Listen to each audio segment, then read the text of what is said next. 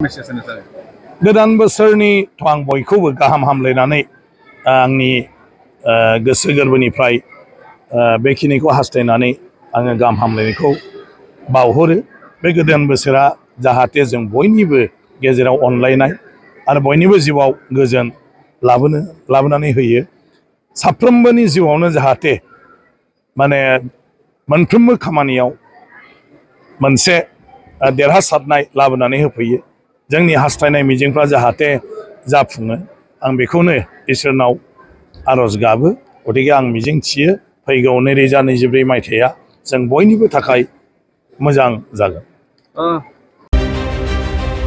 मोनसे गोजोनथाव खौरां। क'क्राझार सहरनि जेडि र'डजों नांजाबनाय सुदेमपुरि गांजिमा बाजाराव थानाय आइ आफा मेडलाइफ बिएम हस्पिटालाव बेराम सोखानो हानायनि गोबां खाबु दं।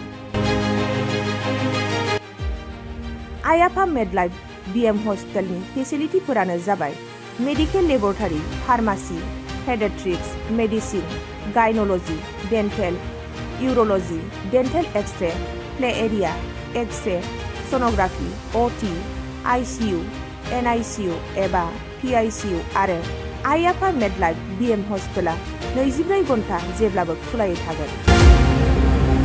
लांलाय लाबोलायनि एम्बुलेन्सआबो मोजाङै सार्भिस थागोन। ओनसोलनि सुबुंफोरा बेराम आजारफोरजों भुगिनानै थाना दंब्ला थाबैनो नोंथांनि देहाखौ फाहामथाय लानो क'क्राझार सहरनि सुदेमपुरि गांजिमा बाजाराव थानाय आइ आफा मेडलाइफ बिएम हस्पिटालाव गोख्रैनो फाहामथाय लाफैनो हागोन। आबुङै मिथिनो थाखाय 9101655430 एबा 8822688026 जानबुं नम्बराव खौरां लाहरनो हागोन।